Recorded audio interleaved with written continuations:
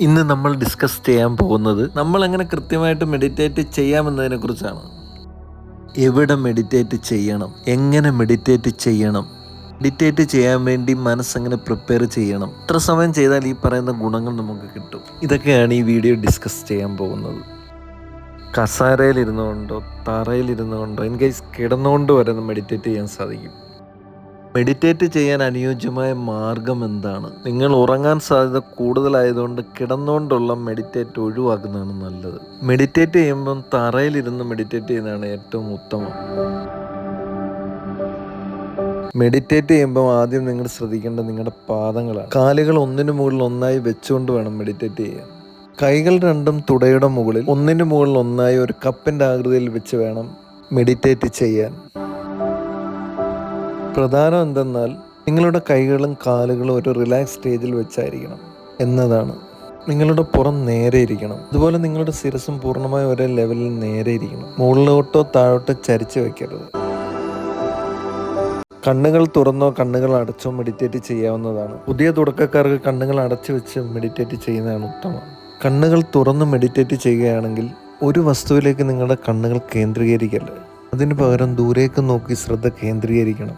എത്ര നേരം മെഡിറ്റേറ്റ് ചെയ്യാം?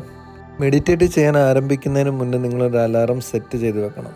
കാരണം നിങ്ങൾ ആദ്യം മെഡിറ്റേറ്റ് ചെയ്യാൻ ആരംഭിക്കുമ്പോൾ സമയം മന്ദഗതിയിലാണ് പോകുന്നത്. അതുകൊണ്ട് ഒരു അലാറം സെറ്റ് ചെയ്യുന്നതുകൊണ്ട് എത്ര സമയം ബാക്കിയുണ്ടെന്ന് നമുക്ക് മനസ്സിലാക്കാൻ പറ്റും. ആദ്യമായിട്ട് മെഡിറ്റേറ്റ് ചെയ്യാൻ ആഗ്രഹിക്കുന്നവർ 5 മിനിറ്റ് മെഡിറ്റേറ്റ് ചെയ്താൽ പിന്നെ ഗ്രാജുവലി ടൈം കൂട്ടിയെടുക്കാവുന്നതാണ്. എല്ലാ ദിവസവും 10 തൊട്ട് 20 മിനിറ്റ് വരെ മെഡിറ്റേറ്റ് ചെയ്യുന്നതുകൊണ്ട് ഒരുപാട് ഗുണങ്ങളുണ്ടാവും. പലതരത്തിലുള്ള മെഡിറ്റേഷൻ ഉണ്ട്. മെയിനായിട്ടുള്ള ബ്രീത്തിങ് മെഡിറ്റേഷൻ. ഇത് നമ്മുടെ മൂക്കിലൂടെ വേണം ശ്വാസം എടുക്കാൻ. നിങ്ങളുടെ മൂക്കിലൂടെ വായു വലിച്ചെടുക്കുമ്പോഴും പുറന്തള്ളപ്പെടുമ്പോഴും ആ രീതി നിരീക്ഷിക്കണം. അങ്ങനെ ചെയ്തുകൊണ്ടിരിക്കുമ്പോൾ പല ചിന്തകളും നമ്മുടെ മനസ്സിലേക്ക് കടന്നു വരും. അതെല്ലാം ഒഴിവാക്കി നമ്മുടെ ബ്രീത്തിങ്ങിൽ മാത്രം ശ്രദ്ധ കേന്ദ്രീകരിക്കണം. ആദ്യമൊക്കെ നമ്മുടെ ശ്രമം പരാജയപ്പെട്ടേക്കാം. വീണ്ടും വീണ്ടും നമ്മൾ ശ്രമിച്ചുകൊണ്ടിരിക്കണം. വായു വലിച്ചെടുക്കുന്നതും പുറത്തേക്ക് വിടുന്നതും മാത്രം കേന്ദ്രീകരിക്കുക. ശരീരം അനങ്ങാതിരിക്കാൻ പ്രത്യേകം ശ്രദ്ധിക്കണം. ബ്രീത്തിങ്ങിൽ മാത്രം കോൺസെൻട്രേറ്റ് ചെയ്യണം. ഇതൊരു സിമ്പിളായിട്ടുള്ള മെഡിറ്റേഷനാണ്.